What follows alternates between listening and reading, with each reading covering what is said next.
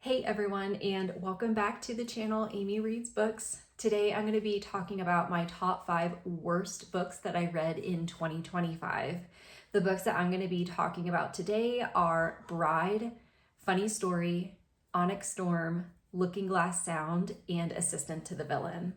So the first book that I'm going to be talking about today is Bride by Ali Hazelwood. And I personally am going to rate this a 2 out of 5 stars. However, the general population on Goodreads will say vastly otherwise. This also had some nominations for Best Fantasy. And I will say, when I first saw this book, it was marketed as a paranormal romance. Knowing that it had high ratings, I was really looking forward to seeing how this would go.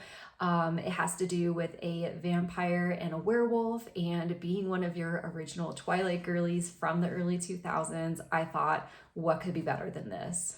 So the first reason I would rate this a 2 out of 5 stars is that I just felt like the storyline itself was kind of weak and anticlimactic. A vampire gets wedded into a werewolf household in order to save an alliance, and through all of this, the two are severe enemies. However, they are married.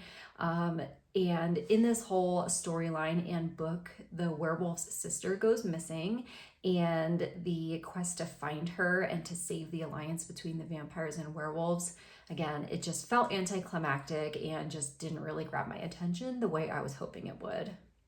The second reason is that I really just felt like the romance was cringe. And I get the whole enemies to lovers sort of deal, but this was a hatred on the level of I'm gonna murder you in my sleep that was actually a severe obsession.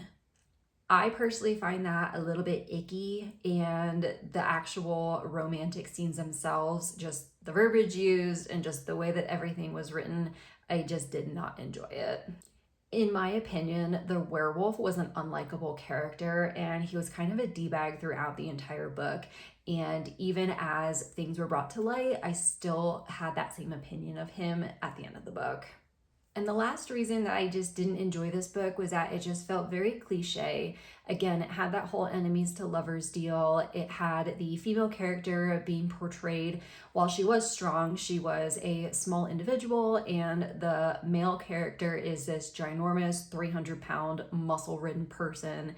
And again, it's just too cliche for me. I want something that's a little bit more original than what you're reading in every single fantasy novel right now.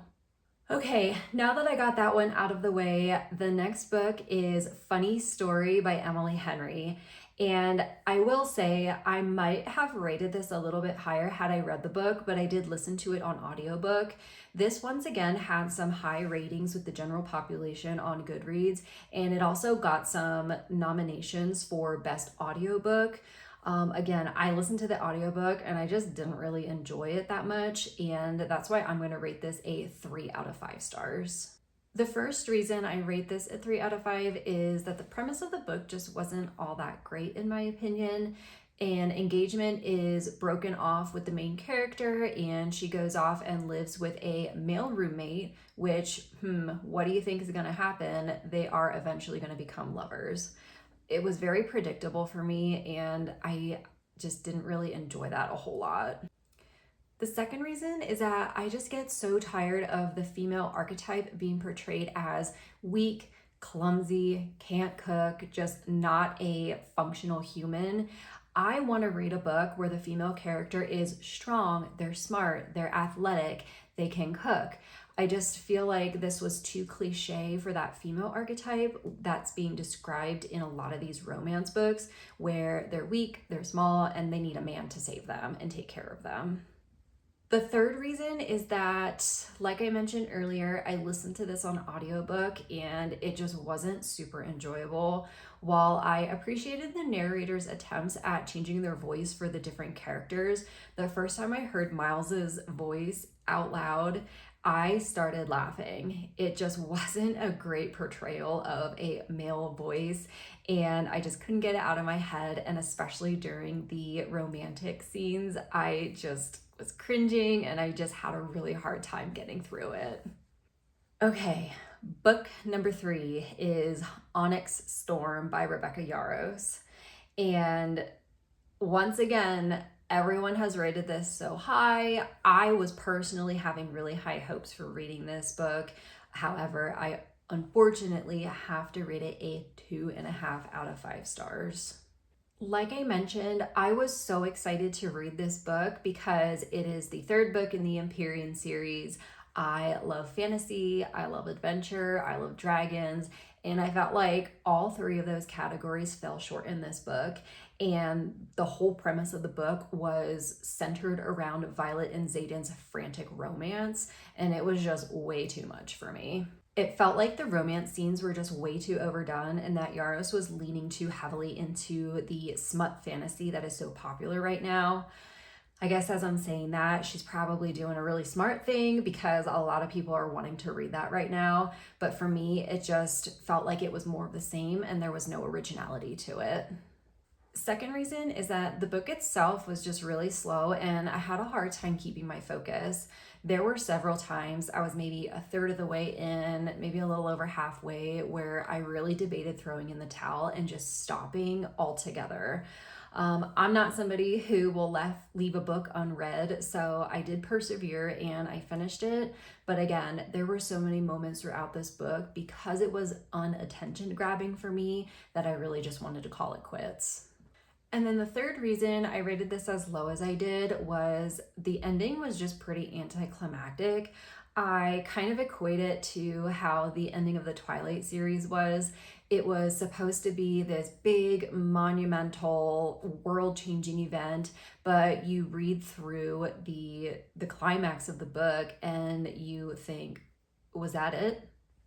Are we at the end? It was just kind of lackluster for me and I was really left wanting more. The next book is Looking Glass Sound by Catriona Ward.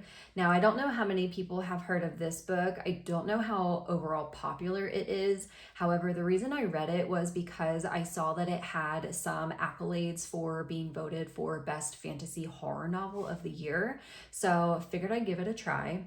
I unfortunately have to rate this a 2.5 out of 5 stars. The first reason I would rate this a 2.5 out of 5 is that the storyline itself, it started off good. It was about a young boy who would vacation at a place in northern part of America along the coast, and when he was there in the summertime, there was a child kidnapper / murderer afoot. And the whole family was scared, the whole town was scared, and he actually ends up having a close encounter with this person. That's really where the book sort of shifted gears. It was totally a flashback, and the flashback had ended, and you're back into more present time. And overall, the character was just a very sad person. He had a lot of trauma from what he experienced as a child, and it was just difficult to read through. The second reason is as the book went on, it got a little bit more confusing to follow what storyline was happening. Spoiler alert, you are reading through the book from one point of view, but then probably over halfway through the book, you realize that that person's point of view was fake and it's actually being written from a different person's point of view. I truly kind of got lost in the whole psychological aspect of it, and I had a hard time keeping track of whose story was the real story and who was telling what. And then the last reason was that I just didn't feel good when I finished the book. As you might have picked up on, this was not a great feeling book. The main character did deteriorate in his health very quickly, and that was kind of hard to see and to read about. And again, after finishing this, I just didn't feel good. Something just felt off inside me for a little bit. All right, thank you so much for sticking with me through all of these. I hope nobody hates me too much. I am on my final book. That was my top 5 worst in 2025. And that book is Assistant to the Villain by Nicole Maehrer. I am going to rate this a 2.5 out of 5. Once again, that seems to be a common rating that I'm giving, and here's why. So the first reason is this is just yet another cheesy romantasy lumped together with different character names and a slightly different storyline. The main character is this young, woe-begotten girl who needs to find work, and she works for and ends up falling in love with this older, cruel, dark, powerful man. The age gaps in this book, along with any other romantasy book, is really what gets me. Can we just please have a book where people are a little bit closer in age? Makes it a lot more enjoyable. I don't know. That's just my opinion. I don't think I laughed out loud once during this book. This was supposed to be kind of like a romantic comedy with some funny scenes in there. But again, I didn't really find anything all that funny. I'm in my 30s, so I'm really not that old, but I'm starting to wonder if maybe I was a little bit too old to be reading this book. Lastly, when I saw that this book was part of a series, I cringed. Just like how the Empyrean series lost its steam heavily after book one, I have a really strong feeling, or at least an inclination, that the same thing is going to happen with this series.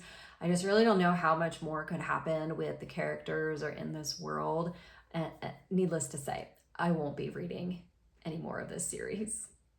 Well, guys, thank you so much for sticking with me. Hopefully, I didn't stir up too much anger or controversy by talking about my top 5 worst books of 2025. I'm sure a lot of you watching this probably loved all 5 of those, or at least one of these.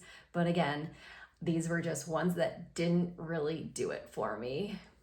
Thank you so much for watching, and I will see you in the next video.